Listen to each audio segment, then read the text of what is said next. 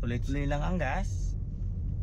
Pag na may kinapahinto dyan, tapos merong sakay ka o punong-puno, lagay mo sa pinaka mababang number. Ito, number 2. Kung may D1, D1. Kung wala, D number 2. Kapag huminto ka naman. O kapag naman nahihirapan yung sasakyan, yung tuloy ang gas mo pero ang bagal, tapos yung mahon, lagay mo doon.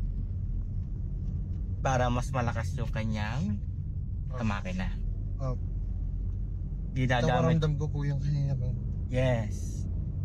So, try mo muna dinan. Kapag ayaw talaga, lagay mo sa number 2. Or kapag huminto, o sobrang punong-puno, lagay mo na sa pinakamababang number. Bago mo patakbo yan. Tapos kapag patag na, lagay mo na ulit sa drive.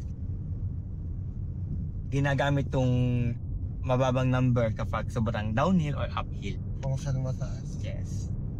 Pag sa downhill naman, hindi ka bibilis ng sobra. Para naka-engine brake ka nun. Kapag sa uphill naman, mas malakas yung hatak mo. Mas kakaya ng makina yun. Papa-uphill man o downhill. Pero pag naman nasa city ka lang, drive ka lang. Hanggang Maynila, drive lang yan, balikan.